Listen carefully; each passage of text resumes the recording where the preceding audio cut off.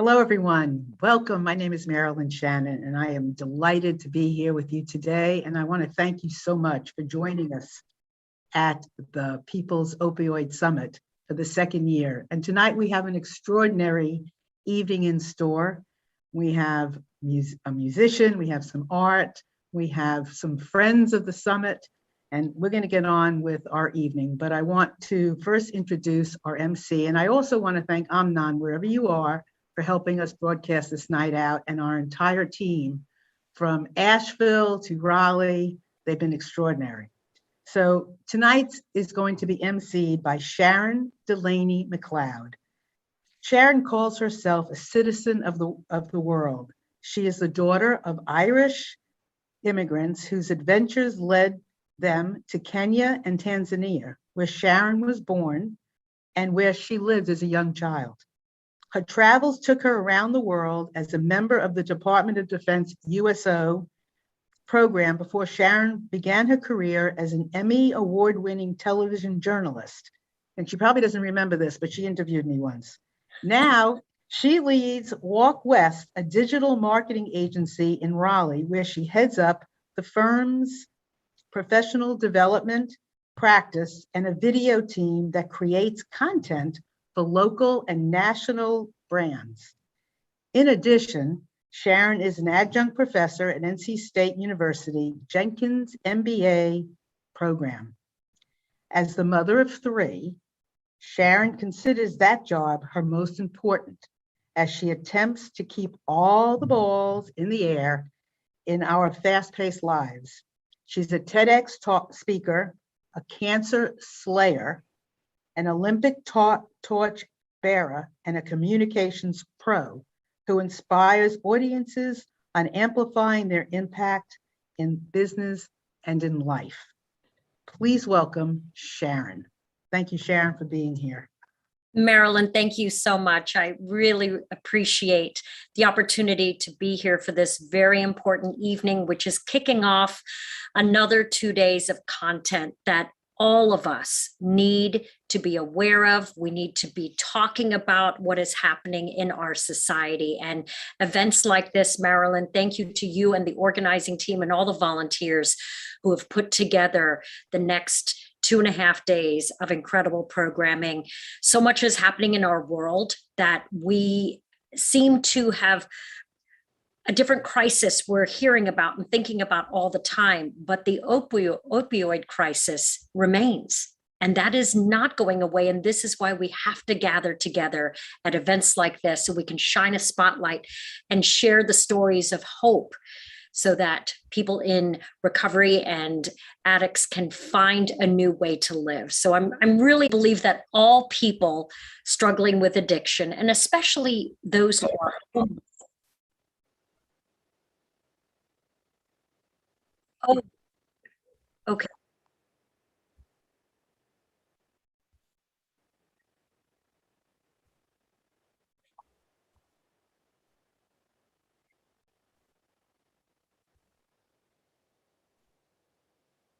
Oh, goodness.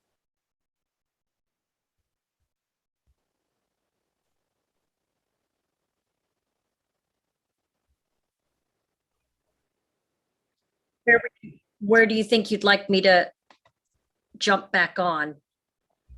I'm trying to pull up the YouTube channel real quick to see if we can see it.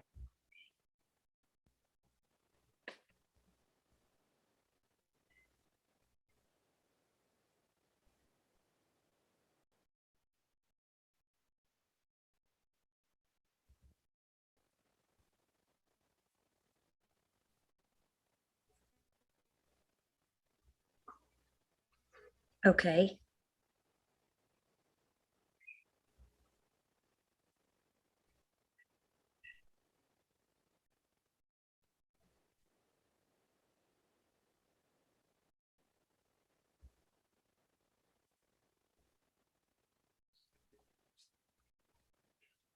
Hi, everybody. We had a technical difficulty and lost internet momentarily. pardon us for restarting, but we want to make sure that everyone hears all of the important content and what we have on our agenda for this evening's event. So thank you again for joining us for Finding Hope in the Art of Recovery. My name is Sharon Delaney McLeod. I'm so happy to be serving as MC this evening. And we're going to be hearing incredible stories of recovery. There is so much hope here, and we have to be able to see past all the challenges, because the people you're going to meet and hear from tonight have really some testimony of where they have been and where they are now. And it really does show a path to recovery and hope. So we're really delighted that you are joining us here this evening. Again, this is the first of another 2 days of terrific programming for this second annual conference. And we're delighted to have you here. Again, this is Finding Hope in the Art of Recovery, because we have an amazing silent auction that you can bid on some art that is just extraordinary. Would love for you, after the program tonight, to go to peoplesopioidsummit.com.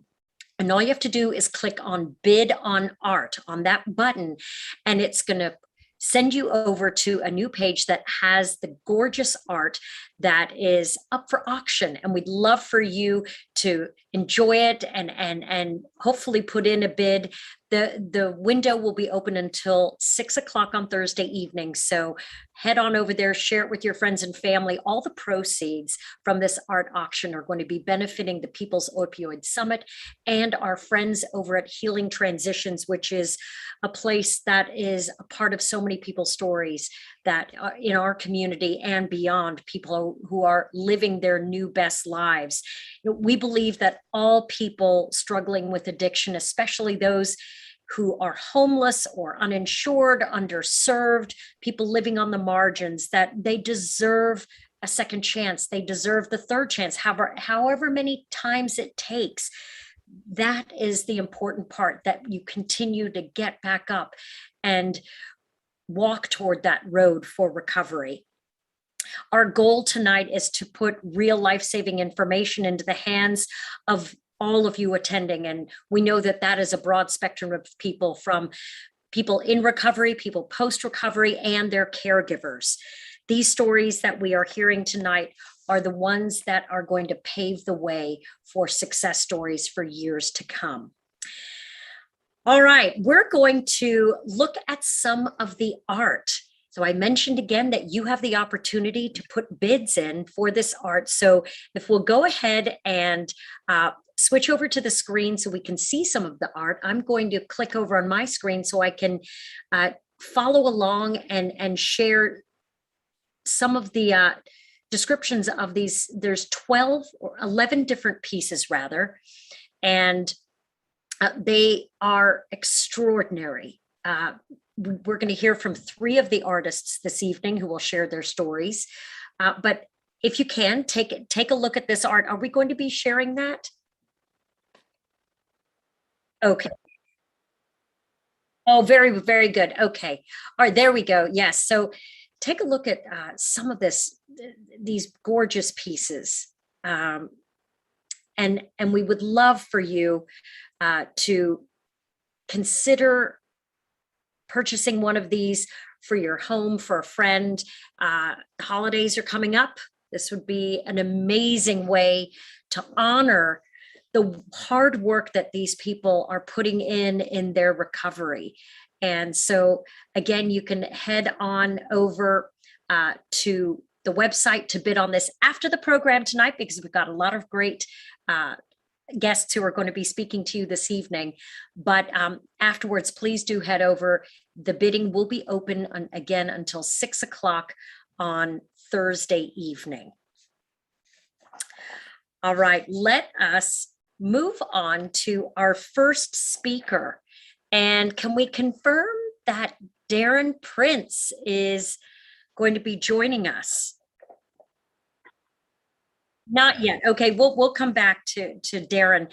All right, first we're going to kick off with Wendy White. And after serving Healing Transitions in a variety of volunteer roles over the years, including facilitating art therapy workshops, as well as being the Art of Recovery co-chair. Wendy joined the leadership team in July of this year as the development director. And her passion for recovery, it's decades in the making, it runs deep. Prior to joining Healing Transitions, Wendy worked across multiple sectors, specializing in sales, marketing, event planning, program development, human resources.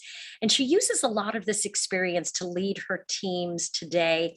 And her responsibilities are wide-ranging that really help Healing Transitions to be the organization that it is today. And Wendy is excited to add all of these communication and fundraising and leadership skills to help Healing Transitions and all of the people that it serves. So we'd like everyone to please welcome Wendy White. Thank you so much for having me tonight. Thank you, Marilyn, and your team for this opportunity to partner with the Opioid Summit and bring awareness and education around the disease of addiction. I am the Director of Development at Healing Transitions. I am a woman in recovery, and I'm an artist. So I wanted to start off by telling you a little bit more about Healing Transitions and what we do here. Healing Transitions has been serving men and women for the last 20 years. We're a nonprofit that serves up to 258 people per night. We provide life-saving recovery services at no cost to the participant. The moment someone asks for help, our doors are open. We are always open, especially to those who have nowhere else to turn: the homeless, uninsured, and underserved. We never turn anyone away. Because of this, at the height pre-COVID, we were averaging 348 people per night at our men's campus. That meant that our participants were sleeping on the floors and our recovery spaces were really inadequate. There's kind of a running joke in the shelter that they thought that sleeping on a mat was on the floor was kind of like where you started. And then as you moved up in the program, you got a bed, and then maybe you got a bunk, and then you're moving into, a room. And honestly, that wasn't the intention at all. It was truly that we did not have the space, but we weren't going to turn anyone away. During COVID, because this is a communal space, we've had to really follow the CDC guidelines, which means lowering our capacity to keep everybody safe. So this overcrowding has just been unsustainable. So 3 years ago, we started a capital campaign and have been able now, 3 years later, we are almost, at our end game goal of raising $17 million so that we can expand both our men and women's campuses. So tonight, the money that you would be bidding towards this art is all going to go back to the campus and operations and that expansion of both the men's and women's campuses. So we've challenged ourselves now that we are finishing up the capital campaign to kind of come up with some creative ideas that would refresh and regenerize our community around our cause. So, our whole purpose for us is to bring hope, healing, and recovery to those in the midst of addiction. So one of the first things that came to mind for us was an event focused on recovery and the arts.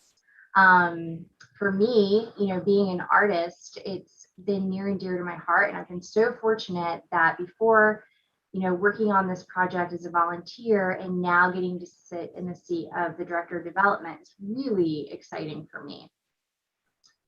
But this is the first time Healing Transitions has tapped into the world of art. So we really weren't sure where to begin. We knew we had a lot of talented artists within our network, but tapping into that community felt pretty overwhelming to us.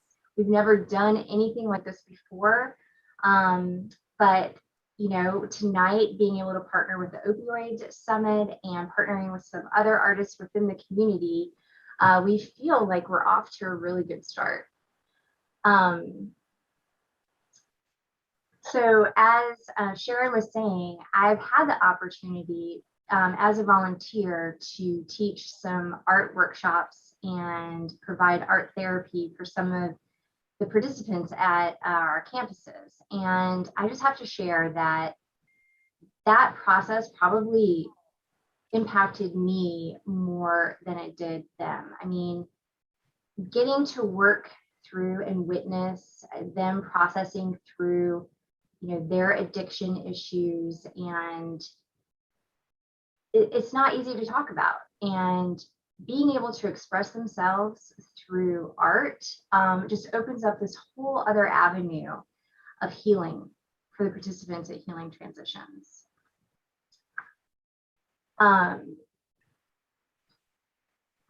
Really, in real time, it was such a privilege to witness how powerful art can be in the healing process, whether you're in recovery or not. It was completely transformative and motivated me more than ever to help get the Creative Arts event launched. So that brings us, after some heavy brainstorming, our team developed the Art of Recovery concept. And that, after tonight, is also going to be another event hosted October 16th at Dick's Chapel from 6 to 9 in person. So the artists that we have present tonight, and then many others will be joining in and selling their art. The artists are going to get to keep 100% of what they make. I mean, the artist community has been impacted by COVID the last couple of years. So we really wanted to give them a platform to be able to be elevated, to be supported, and in turn, really through the arts community, further our mission and gain some awareness around what Healing Transitions has to offer in the community. So the Art of Recovery is a pay what you can, $10 admission fee.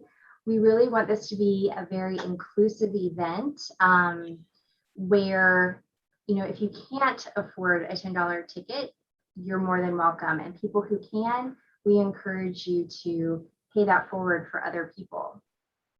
This year, our goal is really to simply test out this new event concept and raise awareness about addiction and recovery. However, ultimately, we really hope that that we can use this event to become our annual fundraising event. So using arts to help advance the causes of nonprofits might feel new to some of you. It did for us, but incorporating arts events into fundraising for nonprofits is kind of a way of finding a language that everyone can understand. I think art is truly one of the greatest gifts of humanity. And for me, there's no higher calling than the service work that a nonprofit staff does every day. So art brings these two beautiful things together in one unstoppable force. So I think in life in general, whether you're in recovery or not, we all have these stories that we tell ourselves in our heads of failure, expectations of what we think things are supposed to look like, and we are constantly disappointed because it just never matches up to what we think it should look like. So painting, and really any kind of art, is about, for me, letting go. I mean, it's abstract and it's layered and it's complex, and it's just allowing the picture, or we could correlate it to our lives, to evolve over time. To me, that's really the beauty of what bringing art and nonprofits together can do for each of us.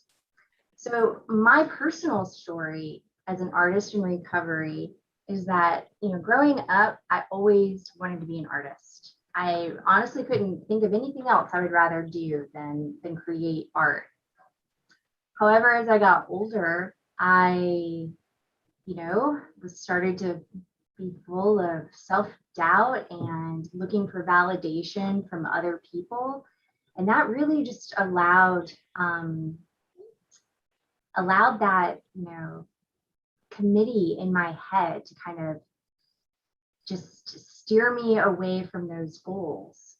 But throughout adulthood, I would, get these creative urges, and I would pick up, paint and try to create something, but I was always comparing it to other artists that I admired, and it just never worked out. It never turned out the way I thought it should. So I would put it down, and it would be years before I would try again. So fast forward through years of addiction, and I'm trying to get sober, and I need something to do at night to keep myself busy, because clearly having those couple of bottles of wine, not, how I'm going to spend my time anymore. So, we all find in recovery that act of desperation leads us, to the willingness to try anything. So I got out my paint canvases and I started painting again. I didn't honestly care what it looked like. I had no idea what was going to be coming out of me. I just needed to paint. And through that process, I wasn't drinking. I then started to kind of be able to process what I was feeling and express myself through the art. And it really started to help me discover like the art of letting go. That doesn't come naturally. It really takes practice. And I had to learn and practice letting go of the story in my head of what I thought my art was supposed to look like, what I thought my recovery was supposed to look like, what I truly thought like life was supposed to look like.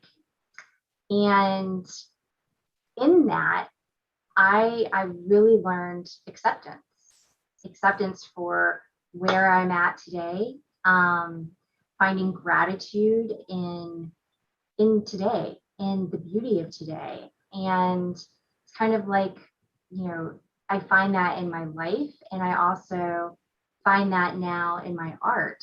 My art may not look like another artist that I really admire or would want to, but it is honestly a true expression of what, my higher power has given me. It's authentic. It's an authentic expression of my creativity. And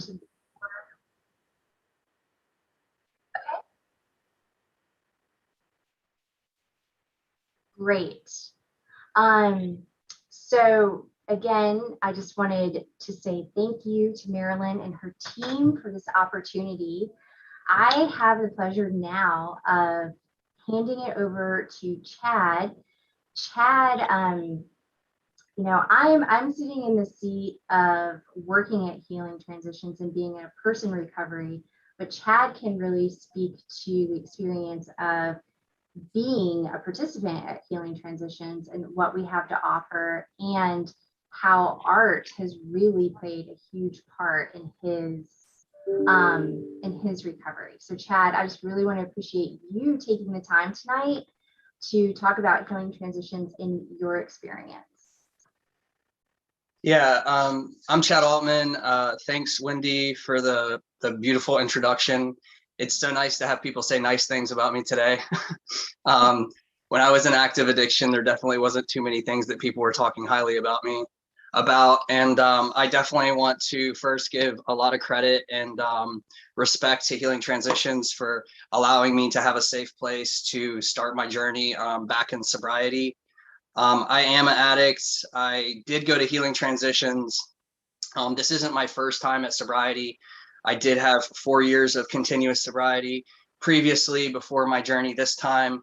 I also, I use a 12-step community, which is also something that is preached in Healing Transitions as a way to find a space of recovery for an individual.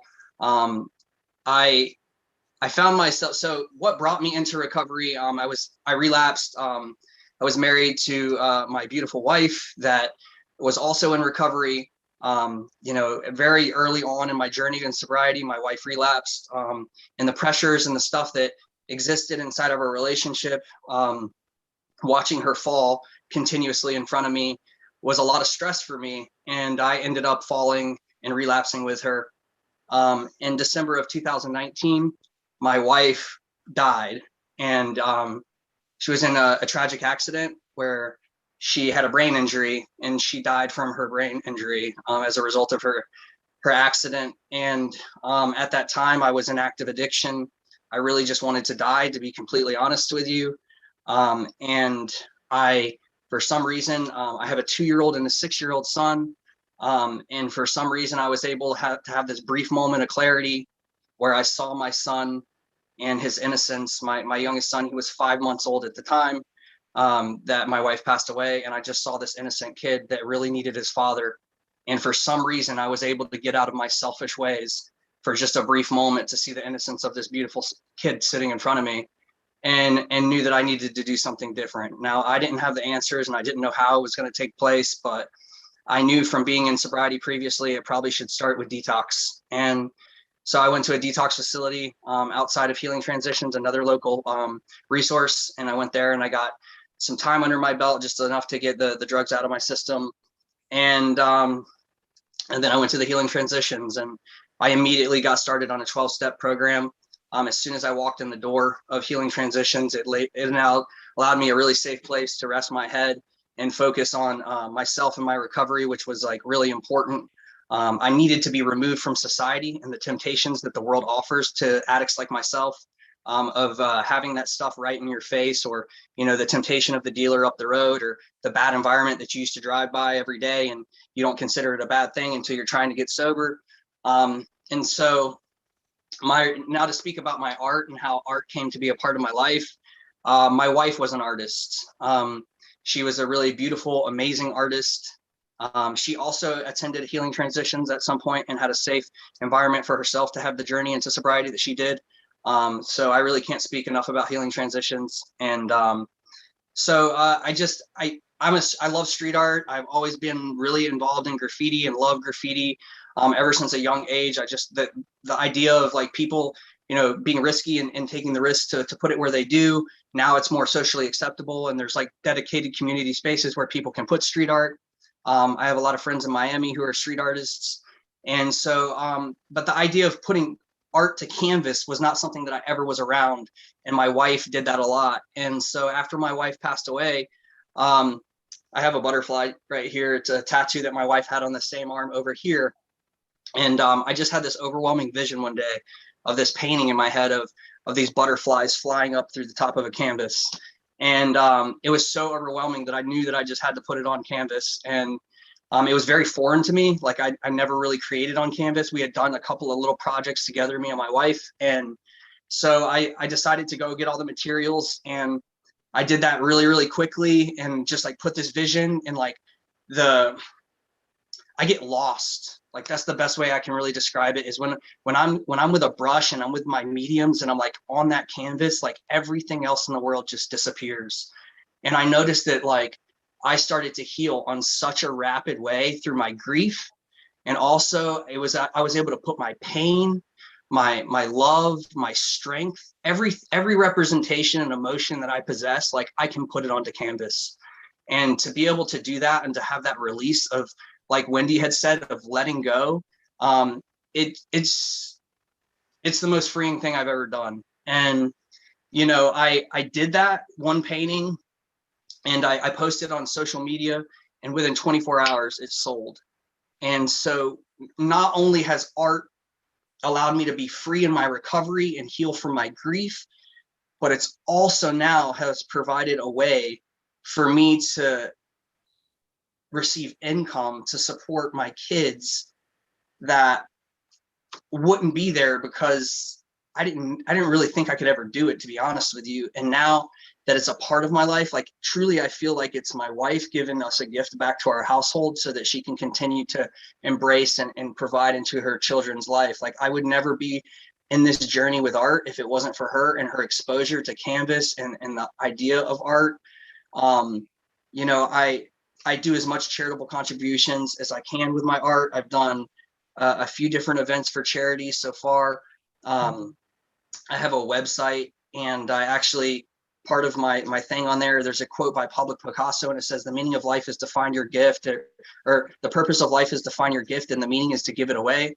And so I really like that quote. And so I feel like I've been blessed with so many gifts that have been given to me, and especially with Healing Transitions, the gift of allowing me this time and the space at no fee to me, no money from me, to allow me the safe place to start my journey in recovery. And so anything I can do to give back to the community, I will continue to do that. So I really appreciate your time. Yeah, so I really appreciate your time tonight and allowing me to share my gifts and my story with you. And I just hope that you can find the time to invest back into what we're here for today, to give back to some people so they can have the fair shot that I got to have a chance to get sober again. Thank you. Thank you so much, Chad. Your art is just extraordinary. Event last year, and we're so delighted to have him joining us again this year. Darren Prince is an international best-selling author of his memoir, Aiming High. And Darren's also a prominent agent for sports stars and celebrities, lots of names you would recognize, like Magic Johnson, Hulk Hogan, Ric Flair, Roy Jones Jr., Chevy Chase, Denise Richards, and many, many more. It's a who's who.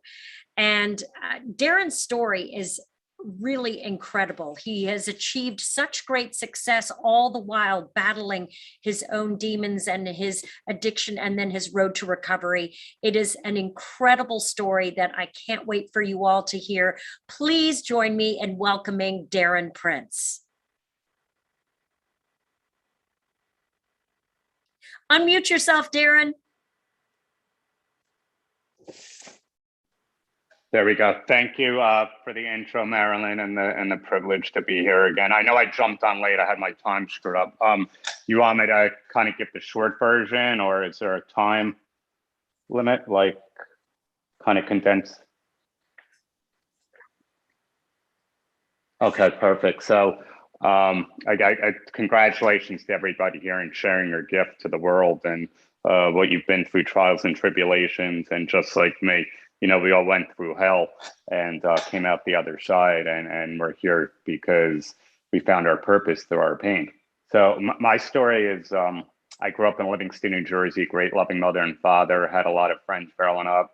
You would have thought from, you know, the outside I had it, you know, all put together, and I just didn't. I was crippled by anxiety, feeling less than, not feeling a part of, and classified with severe learning disability at a very young age, and verbally teased by a lot of friends often. And by not speaking up, you know, I think I took that with me into the real world. I started a very successful baseball card business in my teens. I had my first experience with drugs at sleepaway camp, with Demerol from a nurse that made me feel like Superman. I remember when that green liquid went down for the stomach pain, I felt like I was introduced to the world. And then once that green Demerol kicked in, 10 minutes later, I felt like the world was introduced to me. And I felt like that's who I needed to be 24/7. You know, fast forward in my early 20s, having a very successful business, I thought I had it all figured out. 4 arrests in a matter of 6 months for possession charges. Unlike most, it wasn't for distribution because it was successful enough. I wanted all the friends that I can have. So I would give all my friends the party favors, the drugs, whatever it would be on my own dime. And judge put me into an outpatient program, 1 year probation. If I screwed up again, I was going to prison. And when I got out of that program, I thought really my best thinking was, let me go celebrate. And that night, I wound up going to New York City, doing a bunch of mind eraser shots with my friend Dave, a handful of Xanax. And my best thinking landed me in the ER because Dave fell asleep behind the wheel. My face hit the windshield, and I woke up with 90 stitches in my face, broken nose, concussion, split lip, glass all over my head. And the first 2 people I see are my mom and my dad. with tears running down their face that they couldn't help their baby boy who was so sick and so suffering. And did I think I had a problem? No, I just thought it was another streak of bad luck. And from there, I jumped into the agency business. I was very fortunate to be around the right people at the right time. And I kind of say it like this: for a long period, I was once living to use, but it turned out to using to live. And I don't really ever know when it turned on me. Just it happened. It happened slowly, but it also happened very quickly. Until after a couple overdoses, I was brought to my knees on July 2nd, 2008, the evening before my uncle and his then girlfriend were visiting my mom from Miami in New Jersey. This woman, Andrea, looked at me and said, she never met me before. Are you okay? And I said, I'm not. I opened up to her for the first time in my life. This big secret, this functioning opiate addict just knew that he was a broken soul that was always looking for an outside fix that was really an inside job. And I told her everything. And she said to me, do you know you're an addict, that your life's unmanageable? I said, yes. And she goes, do you realize that you're powerless? I said, yeah.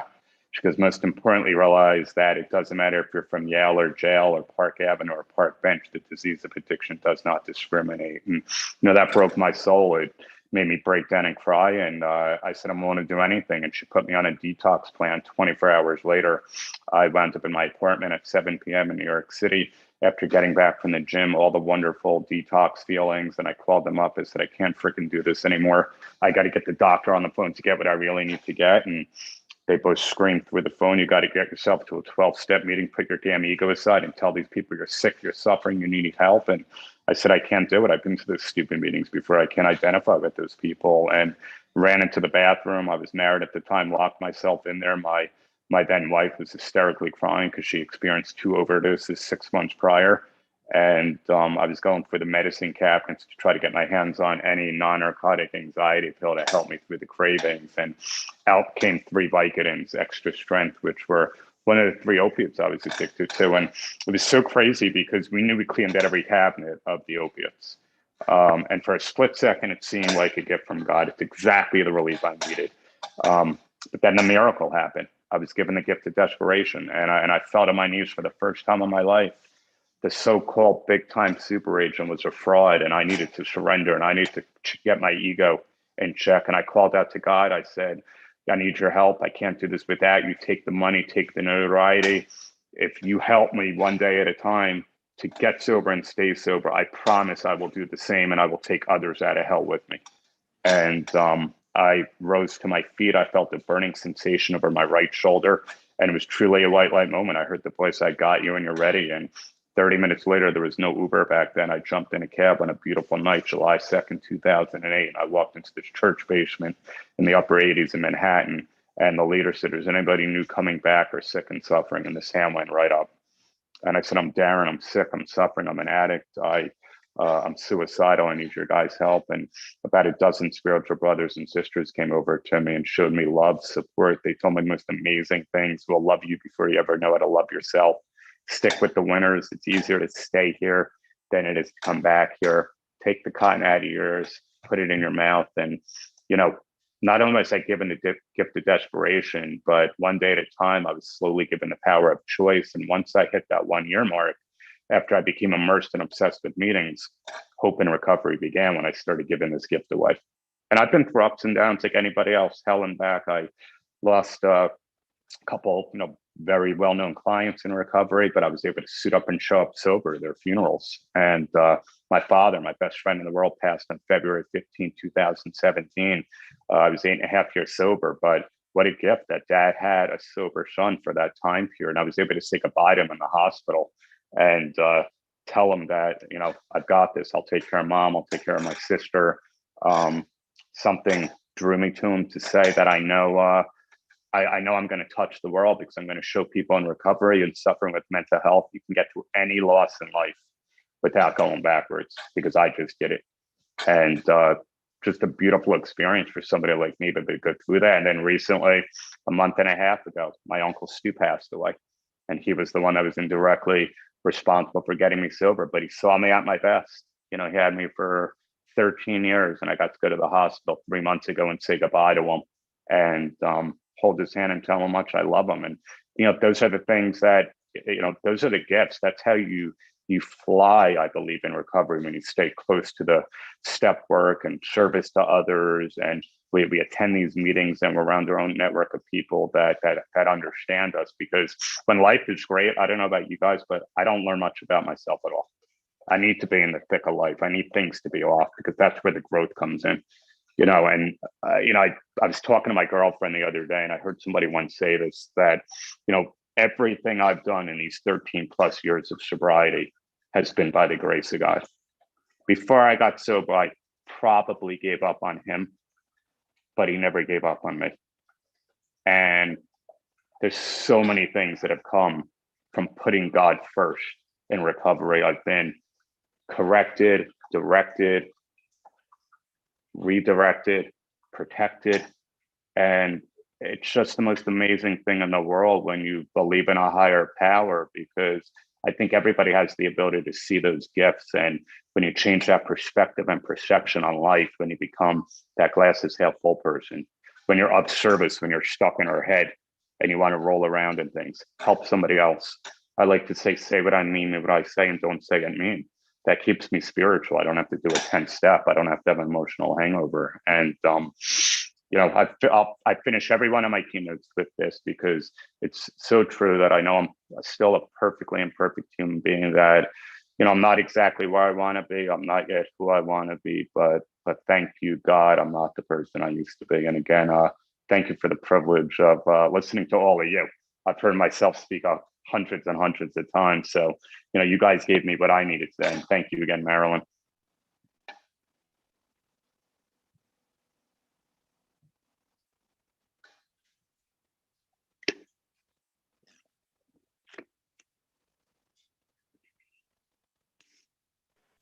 All right, before we get moving on to Bill, just wanted to take a second to remind you that we have 2 full days of panels and presentations tomorrow and Thursday. 30 of them in all, including a keynote presentation on noon on Wednesday with North Carolina Attorney General Josh Stein. Attorney Stein will be speaking on the impact of opioid misuse in North Carolina and the $750 million settlement that he helped negotiate. You'll definitely want to see that presentation. Of course, you can see the full list of speakers and events at the website. And now moving on to our next speaker, which I am so excited to tell you about. Bill Riddick. His story is just incredible. It was told in the movie Best of Enemies on Netflix. There's, of course, a book about this as well. The Best of Enemies is a 2019 American drama filmed. It was directed and written by Robin Bissell. And in this book, it was based on The Best of Enemies. It's about race and redemption in the New South. And it focuses on the unusual rivalry and reconciliation that was brought about between a civil rights activist and a Ku Klux Klan leader. And the person who drove this reconciliation is Bill Riddick. Please, everyone, welcome Bill. Thank you so much for joining us. I'm glad to be here and glad to be part of what's going on tonight. I feel a little bit out of place because I've been on the opposite side of many of the stories that I've heard. I spent my last 18 years at the University of North Carolina, Chapel Hill, and created an organization that worked on prevention. And that's how I've gotten to this substance abuse issue. Obviously, we had a big problem on campus, and I figured out the best way to deal with this problem was to do the prevention work. But let me go back and talk about the film a little bit, and then I'll talk again about just some regular stuff about negotiating primary and secondary relationships, because I think that is a real factor for individuals who get caught up in addiction. The film was, and what happened, and this is 1971. I guess some of y'all weren't born in 1971. And, it was a job that I really did not want to do. I had done charrettes and other places, but I was not happy coming to Durham. I live in Raleigh, but Durham was such a kind of snooty place. You know, you had a lot of people in Durham who, you know, the Durham Black Wall Street, and they were just not in the mood at the time that I was there to talk about that. Ann Atwater was a tremendous woman. I mean, she was just, I've never met a woman with that kind of courage. C.P. Ellis was different. He never looked me straight in the eye. He never called me by my name, and which was okay. That was quite all right. The essence to the film, though, and the reality of the film is that I tried to, well, let me go back and say that the first night that I did the charrette, I came home and decided that I wasn't going to go back anymore. It was the toughest work I have ever done in one day. It just, I told my wife, it's just not worth it. It's just not worth it. I'm not going back. But I did go back. And I really looked at trying to, first of all, I had to get rid of my own biases against both of them. And at that point in my life, I didn't like either one of them. They both had the strong personality and was never wrong. They could never say or do anything wrong. I tried to, you know, to demonstrate to them, and I think that's what caused the whole thing to happen, that if I can give them in my behavior how it should be done, then maybe they will change their minds. And with a little prayer, I have to admit that that's what I did, and that was great. So the film, everything in the film was true. The last scene is the only thing that was Hollywood. You know, the cars and all that stuff, that was Hollywood. That if it happened, I wasn't there. But let me just go back to what I wanted to do just for a second, because I believe, and let me tell you how I'm coming to this. The 18 years I spent at UNC Chapel Hill, 14 of those years, I created the Governor's Academy for Prevention Professionals. We train people in every county in the state of North Carolina and 14 different states of how do you work to get people to where they can maybe step around addiction. And I love the people who we heard. They are fantastic, and those stories are great. But there's a little piece of story that I just like to leave with you, that how we do our relationships, how we negotiate our relationships is sometimes a huge factor in the addiction process. So let me just for a minute talk about how I've done this, and I'll try to do it quickly. I separated the whole relationship in two categories. Category of primary and secondary.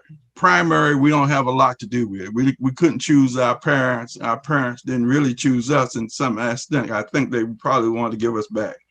But we didn't choose those.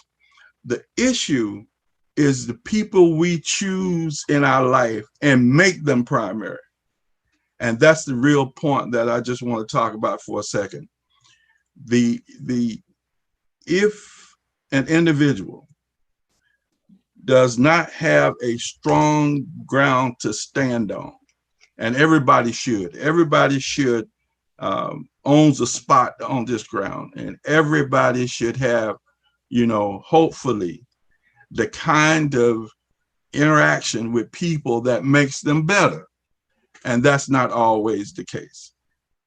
In many instances, we let people in our lives who are not in our corner, if we don't have strong values for ourselves, if we hadn't set goals for ourselves, then these individuals can be very, what word I want to use? They can be awful in the sense of where we are.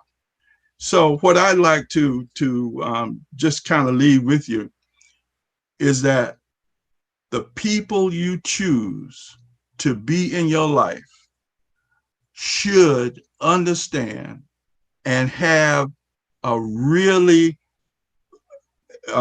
just have a real understanding of what your goals and objectives are.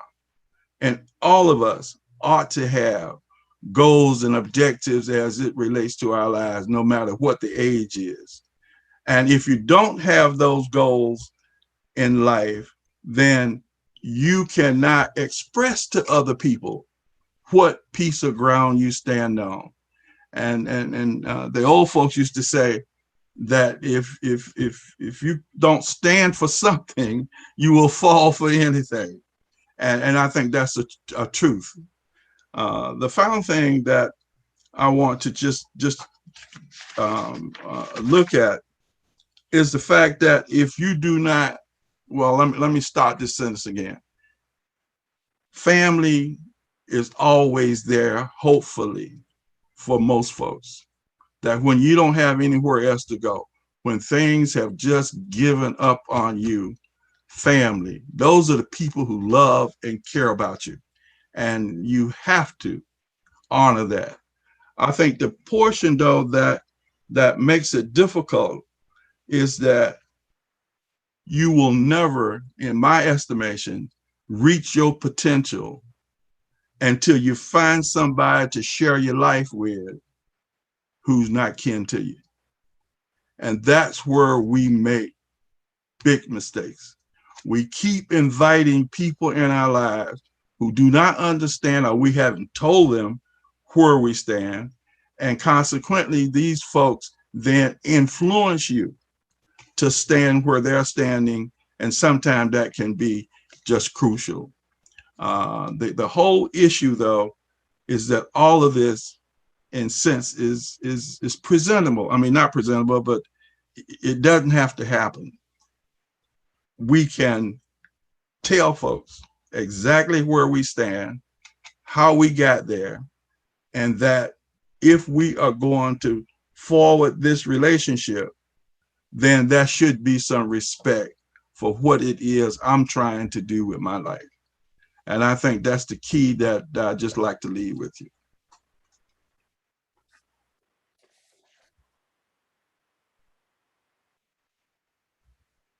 Of course. All right. Thank you, Bill, so much for those wise words. We appreciate it. Again, we'd like to check in now on our art auction, which we have so many beautiful pieces, including Chad's, whom we heard from earlier this evening. Again, this art auction is available and open until 6 o'clock on Thursday evening, and you'll have the chance to go and visit the website and take a look at some of this beautiful work that's being done. So please go ahead and visit and put your bids in.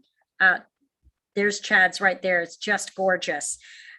Okay, so coming up next, we are going to move from visual art to audio art. And we are so excited to introduce Kevin Maddox, who is going to be performing for us now. Hey, Kevin.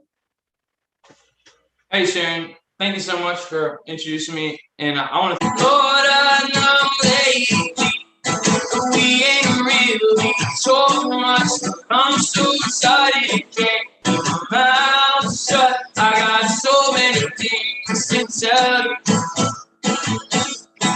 Calling, making up lost time. Oh, I'm finally having a free mind. I think I know now what I got to do.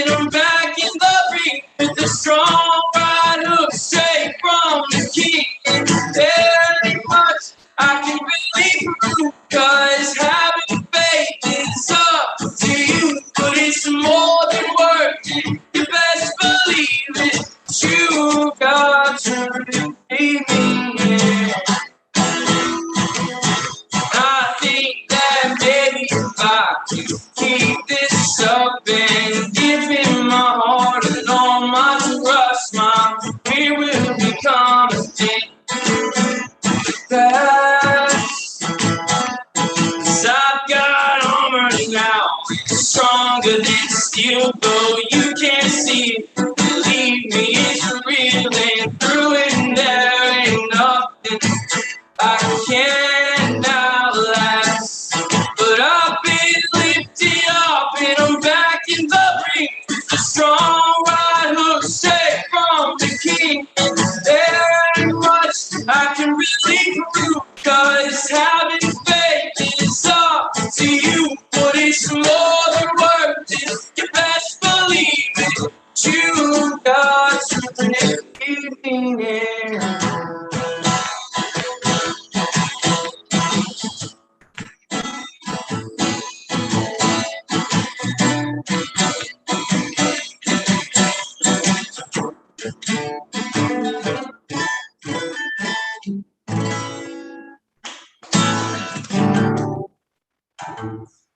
And here's song number 2.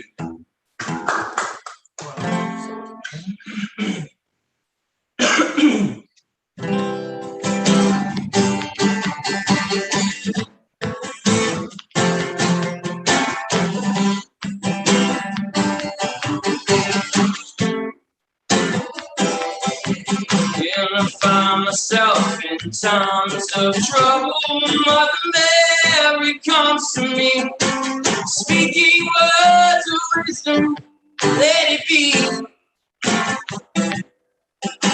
In my hour of darkness, she is standing right in front of me, speaking words of wisdom, let it be.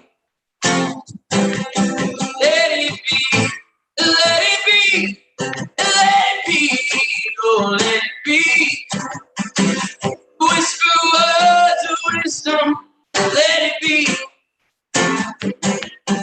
Let it be, let it be, let it be, oh let it be. There will be an answer.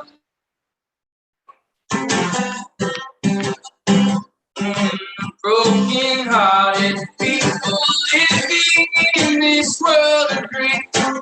There will be an answer, let it be.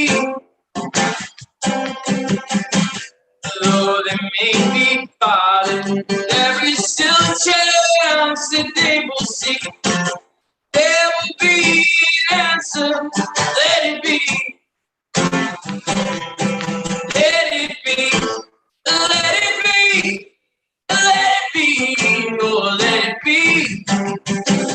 There will be an answer, let it be. Let it be, let it be, let it be, oh let it be. Whisper words, let it be. Night's cloud, there is still a light that shines on me. Shine until tomorrow, let it be. I'll wake up to the sound of music. Mother Mary comes to me, speaking words of wisdom, let it be. Let it be, let it be, let it be, oh let it be. There will be an answer, let it be. Let it be, let it be, let it be, oh let it be. Whisper words of wisdom, let it be.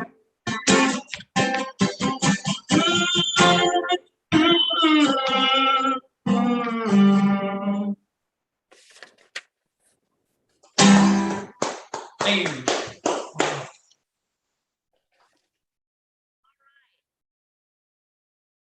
Okay, thank you so much. That was awesome, Kevin. All right, we're very excited to bring up our next speaker who a lot of you all will recognize. And John Lehr is a comedic performer, a writer, a producer. He's worked in television, film, and theater. And John has starred in many, many roles. He was Leslie Poole in 10 Minutes or Less, as well as many other roles, including Sheriff Hoyle on Hulu's original comedy Western Quick Draw. That was for 2 seasons. And also Lehr co-created, wrote, and executive produced the series. He is also one of the original Geico cavemen. You might start to recognize a little bit, but so we're so excited to have John here with us because he is also a recovering alcoholic and drug addict, and he is able to talk openly and vulnerably about his 20 plus years of sobriety. Please help us welcome John Lehr. Hey, John. Hi, Sharon. Thank you so much for having me. This is great. I loved it. And Mark, that was awesome. I love the guitar. Yeah, as Sharon said, I am probably best known as one of the original Geico cavemen, which is amazing. Still to this day, people ask me about that more than anything. If you do recognize me, it would probably just be my voice. Because nothing about my face was revealed except for my eyes. And they had this prosthetic makeup. Most people ask, how long did it take to put it on? And it took about 3 hours to put it on and about an hour to take it off. And people are pretty impressed with that. And then I say, well, it's better than working a real job, which I've also done. But yes, as Sharon said, I've been sober, and I've been a sober and recovering drug addict for 25 years, which is just crazy. In April, it'll be 26, God's will. And 25 years and change ago, I looked a little bit like this, maybe less gray hair, a little younger looking, but I was driving in a car, of course, and was pulled over by the police and spent the night in jail. And it wasn't the first sort of run-in that I had in my drug and alcoholic career, but it was the last. And why it was the last, I still to this day, I can't really say. I had plenty of sufficient reasons to stop using and drinking way before then, interventions and people talking to me, but for some reason in that moment, I got sober, and I haven't had a drink or a drug since then. And when it happened, I thought that I had done it. I took full credit for it, as a drug addict would. I thought I had decided to quit drinking and using. I'd gotten sick and tired of being sick and tired, and that I stopped it. And the further away I get from that day, the more I realize I had something to do with it, but there was a power outside me, and I call that grace. I refer to that as grace now. Oh, my dog Earl wants to talk. But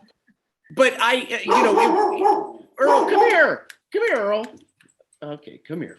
I'll let everybody see him so you know what he looks like. But I got back. When I got out of jail, I got into the program. I did all the things that people were telling me to do. I stayed sober, but my life got worse. And this is really what I wanted to talk about tonight. What I want to talk about is staying sober, staying drug-free, because that was the real trick for me. I didn't reach out to anybody. I wasn't involved in a community, a recovery community, and I tried to do it on my own. And I found myself turning into this person that that people didn't want to be around. I didn't have a lot of friends at that point either, because, you know, I wasn't using or drinking with my old friends. So I was pretty alone. But even the few friends that I had left, I pushed them back. And, you know, I find myself, I jokingly say, but this is the truth.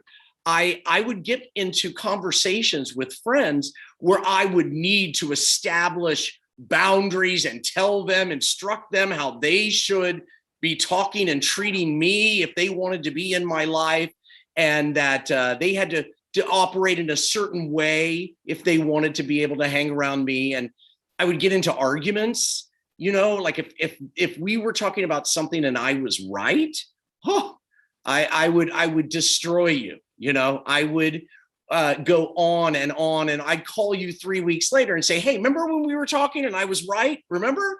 Yeah. And I did so much damage when I was drinking and using drugs.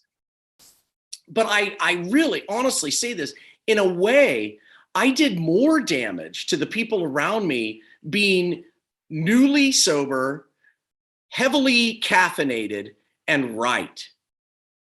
My emotions were just so on my skin that I had nothing to fall back on. I had no help. I was trying to manage it all myself.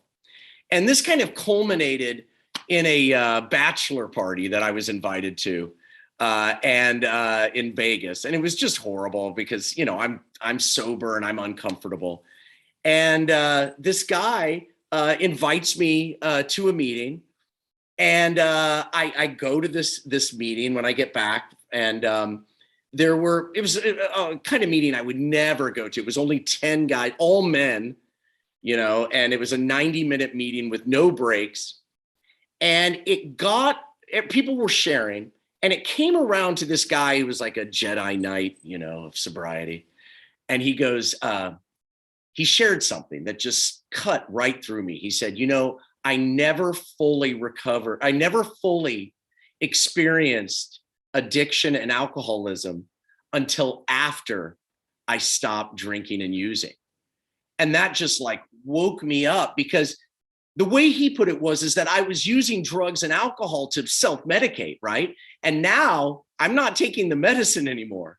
So the part of me that needed self-medicating was out, you know, the dragon was out, and I was causing damage to everybody around me, and I was just miserable.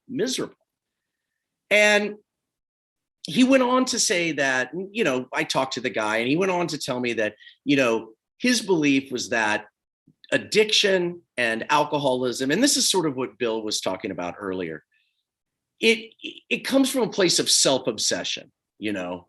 I care about me more, obviously. I mean, look at the way I'm sharing to you guys. I care about me more than anybody else.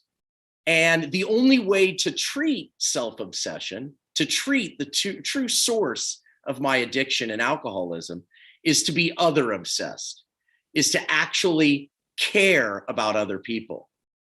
And he showed me how to do that, you know, how to set my interests aside and actually care about other people. And I mean in a really pure way, where I'm not trying to get something out of them, or I'm not, it's not fulfilling any sort of agenda that I may have. And, you know, if you haven't experienced that, that's what I wish for you tonight, is to be able to truly, truly give to somebody else. And by doing that, you heal yourself. So thank you so much for having me here tonight. What a great thing you guys are doing. I really support it, and I hope to see you soon. Thanks, Sharon.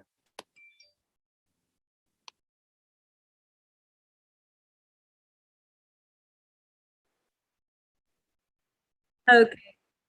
John, your energy just comes to us so beautifully. Thank you. Thank you. Just love that you're able to share. And the very vulnerable part about, you know, even in the recovery, that person that you were wasn't exactly who you needed to be, and the journey to get to where you are now. So thank you very much. Now we are going to introduce one of our artists who is also affiliated with Healing Transitions, and we're excited to bring on Ross Mercado.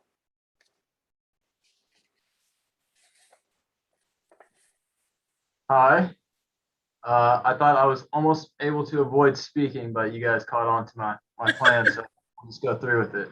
All right, yeah, my name is Ross. I'm currently a participant here at the Healing Transitions.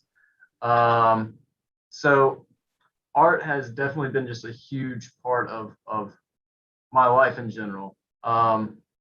It's something that I've done since a kid. In the beginning, I grew up in a very abusive household.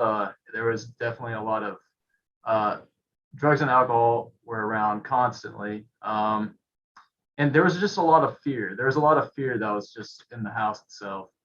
And at the time, just being a kid, my only real escape and finding any sort of peace was just getting in my room and just kind of lying there on the floor with just a small sheet of notebook paper and just spending hours just drawing. And so I did that almost every single day. And I for a brief period of time, I could just drown out everything that was going on in the house and just be in my own little world. And it was just really amazing. I wasn't, creating any sort of masterpieces. There was just this typical, just like stick figures, and I started learning how to draw like little spiders and just rainbows and everything. And it just kept on progressing.